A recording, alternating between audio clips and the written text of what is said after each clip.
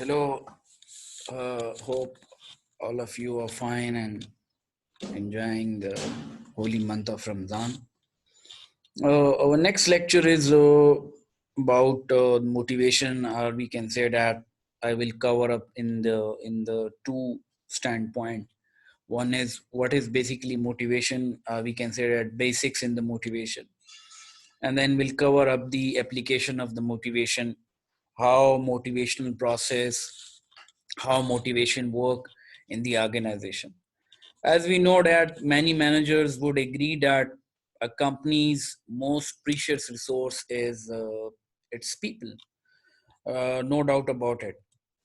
The next thing is the most important thing is the at the same time many would also admit that in their companies they do not make the best use of this resource as well. In spite of all efforts to include incentives and create the different climate, we can say that organizational environment, there is still a widespread impression that something is wrong and that the motivating people is not an easy task. It's true. It's and it is quite true. It's not easy. In fact, with the motivational criteria and models that many companies use, it is practically impossible. This the thing is also the other thing is in the consideration when we're talking about the basics in the work motivation. The another thing is part of the problem is that much of the academic literature and business seminars, you can say that articles, are based on psychological ideas from 50 years ago, such as the Maslow's theory. The same ideas are drawn out time and again. And even though their practical limitations have been clearly demonstrated. So when we seeing these things, when we are going to the different aspects, so we note that we shall try to explain in depth the most important factors that motivate people to work. This is very important. Then, drawing on recent academic studies of the subject, we hope that these ideas will stimulate the development of richer and more innovative incentive systems. This is very important. And motivation policies, then those we so often find in companies today. So these are the some of the things that, for example, when we see it, so innovative incentive, what does it mean, the innovative incentive? By innovative incentive, we mean that providing a such type of a culture where we can give them the kind of the incentives where people engaged in their operations, engaged in their working environment, engaged in terms to complete the organizational goals in such a manner that they not dissatisfied from the organizational perspective. This is very important. So I will explain later. So to be more specific, the incentive systems adopted by the human resources departments were often take it for granted that employees are, let's suppose, for example, are interested only in money. This is true. What technically is known as intrinsic rewards. Given that employees can be motivated by many other factors, for example, if we focus exclusively on extrinsic rewards, we will appealing to only part of their motivation. So what's more will be in the danger of losing those who are looking for more than just money. So there are people who are more interested in the money more than the money. So we have to look those factors as well as we have to look out the other aspects as well as. So the other thing is when we're talking about so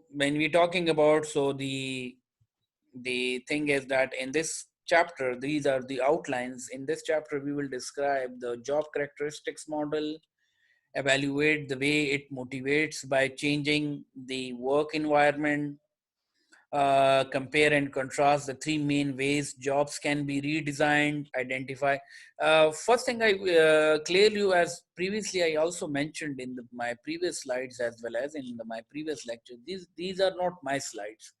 These are the purely the author's slide from the book of the organizational behavior and Stephen Robbins book. So these are the basically the slides of the authors. Then the thing is that we're talking about identify the three alternative working arrangements and showing how they might motive employees, give examples of employee involvement measures and show how they motivate employees, demonstrate how different types of variable pay programs can increase employee motivation, show how flexible benefits turn benefits into motivators, identify the motivational benefits of intrinsic reward. So these are some of the uh, outlines of this chapter. Then we were talking about job characteristics model. Job characteristics model is very important. Job characteristics model has basically the concept of Hackman and Oldham's concept that any job can be described through 5 core job dimensions. Number one is skill variety, task identity, task significance, autonomy, feedback. So these are the basic concepts related with the when you're talking about job characteristics model.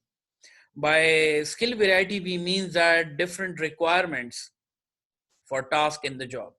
That how much you provide the skills variety to the individuals, how much the people has the tendency to work in the same you can say that they have the different kind of the facilitations in the jobs. Task identity is the completion of a whole piece of work. Completion of a whole piece of work, then we can say that how much the you can say that the people has in the terms is that the completion periods, and then the you can say that how much you can easily manage your task. You know about your task. This is also very important. Task significance is the impact. Autonomy is that the level of discretion in decisions making. And then the feedback is the amount of direct and clear information on performance. So these are the things which we can say that relate our covers in the job characteristics model. Then we're talking about the way elements in a job are organized, job design impacts motivation, satisfaction, and performance. Then we were talking about the job characteristics model, the core job dimension effect, critical psychological states which affect personal and work outcomes, which means that there are some of the internal factors and as well as there are some of the uh, external factors which motivates individuals in the organization. Each person in any given situation possess a distinct combination of a motivational factors, which we can say that a critical psychological states. So by this we combine this all combination for a motivational profile, which covers the personal and as well as the work outcomes. An employee's motivational profile is a key, you can say that is a key piece of information for human resources department, both for the reason is both for the designing and implementing incentive systems and for selecting and retaining talent. And then we say that a person's motivational profile is dynamic. It's change over time as the persons learn from her or his decisions. The fact that motivational profiles are dynamic is crucial for understanding the success or failure of incentive systems. So these are the things which mostly cover in the domain of personal and work outcomes. Personal is basically related with that how much individual is satisfied from his or her job and how much he or she is motivated from the job. This is also very important. The thing is that the kind of the work he or she is doing, he is satisfied. He or she is satisfied as well from the job which he or she is doing. That's very important. These are all the things is related with the personal outcomes, your personal motivational factors, your growth factors, your personal satisfaction or self gratification related. Work outcomes is very clear. Work outcomes, by work outcomes we mean that how much your individual task is give importance to the organizational goals and the other aspects. Then motivating potential score or MPS. Five dimensions basically relate with the into a single predictive index of motivation. People who work on jobs with high core dimensions are generally more motivated, satisfied, and productive. Job dimensions operate through the psychological states in influencing personal or work outcomes variables rather than influencing them directly. So, motivating potential score means that if we see that there are some of the combination, there are some of the factors which relate individuals to satisfied. That is like how much the individuals engage in the operations of the organization, what motivates people to work. This is also very important. Then we see that the another aspects is the initiations, how much the person initiate the things, initiatives, how much individuals is directive towards a particular task, how much an individual is persistence to a particular task. And then the other thing is the intensity or the termination of a particular action. These are some of the dimensions which covered the index of motivations, or which is related with the index of the motivation. So the people who work on jobs with high core dimensions is, which I explained that is like initiations, yeah, initiatives, direction, persistence, intensity, or termination of a particular action. These are some of the core dimensions which relate you to motivate, satisfied, and productive in the organization. Then job dimensions operate through the psychological states. Psychological states means that how much, as I in the previous slide I explained you personal and work outcome. So how much individual is motivated later in the slides. And this basically, this chapter is based on two part. This is the one part, another part is related with the basic theories and some other aspects as well. As so we will cover up the other aspects, the other part of the psychological states in the next part of this lecture as well. As so will be more clear to you people. Then while the JCM framework is supported by research, however, the MPS model isn't practical and doesn't work well. Basically, motivating potential score is relating with the that it's basically a kind of a score that we calculated from your basics requirements, from your basics and personal or work outcomes. And different researchers say that it's not practical, it's not workable as well. As rather than the as comparatively JCM job characteristics model is more practical. As you see on the screen, as job practical model is more practical, and the different researchers are using it as well. As then moving on further, how can jobs be redesigned? You people are also very familiar with the job rotation, job enlargement, job enrichment is very clear and very simple to all of you. Job rotation means that the periodic shifting of a worker from one task to another task. For example, in organization, you can say that you are working as a supporting manager. So from shifting to a supporting managers to the other position, but with remains in the same cadre.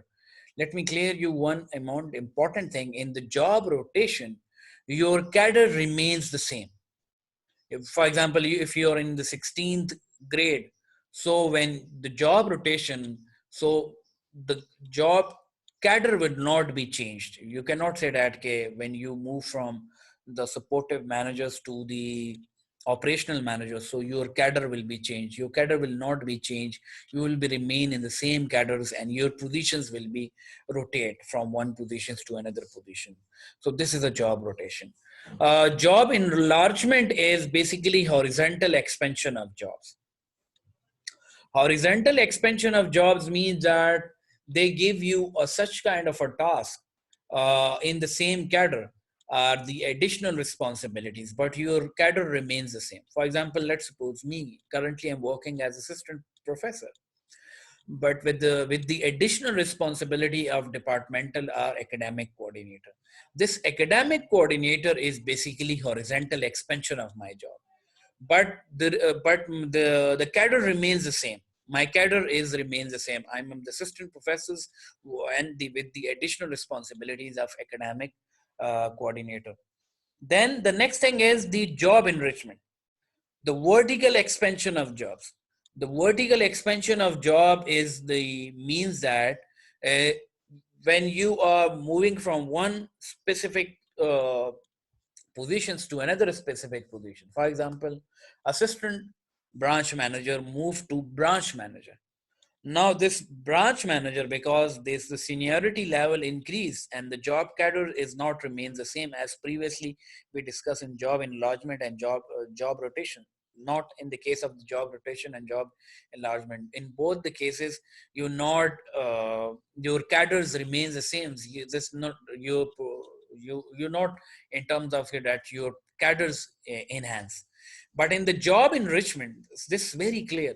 In the job enrichment, your cadres is not remains the same. This gives the extra responsibility. For example, you're working as assistant branch manager previously. Now you are promoting to a branch manager. So previously you worked are the people who worked under your team was might be 20 people as a as assistant branch manager. Now you are promoted to a branch manager. So the things remain, these things remains not to be changed. There is a possibility that the people who are working under you now as a branch manager might increase than the 20 people, that be 40 people. And then let's suppose the take is the example is the sales territory. Let's suppose assistant branch managers covers only Peshawar region. Branch managers might not cover only a Peshawar region. He or she might cover the whole KP region then. So this is the basically the true example of the job enrichment or the vertical expansion of the jobs. One thing is two things covered in the job enrichment. Number one is the person is promoted to a higher position. And the next thing is the additional responsibilities assigned to a person as well as. So this is the job enrichment. So there is a chance when you are moving from one job rotations to another job rotation, salaries might increase in the case. Job enrichment is the same things. Sorry, job enlargement is the same things. Salaries increases, and in the definitely when you are promoting to a higher position, so your salaries will definitely increase. So it is not the case that salaries increase होंगी कि नहीं increase होंगी salaries तीनों में increase हो सकती हैं depending on the structure of the organization, depending on how organization related, depending on how organization relate the structural process in the organization. Then alternative work assignments. Flex times implies work during a common core time period each day, but have a discretion in forming their total work day from a flexible set of hours outside the core. There are different organizations who give you a flex time as well as to different employees. Flex times mean that you can cover your total number of hours in the organizations. So this is a flex time. Job sharing is the practice of having two or more people split a 40-hour a week job. So job sharing is that when two or more people split their working hours together and they work in a particular department. Then we can say that you can say that the alternative, another alternative telecommuting is implies do their work at home at least 2 days a week on a computer that is linked to their office. Nowadays we are also working from our homes due to the due to the pandemic situation. So this is also a telecommuting technology. Virtual offices, same things. People's employees work out of their home on a relatively permanent basis. Typically, telecommuting jobs is a professional and other knowledge related task, routine informations, handling tasks, mobile activities. There are so many works nowadays. Is there the computer jobs, web developer jobs, graphic designers jobs. These are all the kind of the jobs which is based on the virtual offices. No need to go directly to the physical place and work from there. So these are the different online services, freelancing, freelancer services. These are also the kind of the activities which is also working on the other activities as well as. Then the other thing is that you go through with this advantages and disadvantages. Very simple: employer and employee factors. That what kind of the benefits related with the other aspects. Then you can ask questions from me as well as on this. Advantages is the larger labor pool, higher productivity, less turnover, improved morale, reduce office space. Definitely. Disadvantages is less direct sorry, supervision of employees, difficult to coordinate teamwork, difficult to evaluate non-quantitative performance. Employee may not be as noticed for his or her efforts. Very true. That you're not in a direct supervision, no? So you're not directly connect with the people. So this thing is the disadvantage. Motivating is not the whole thing.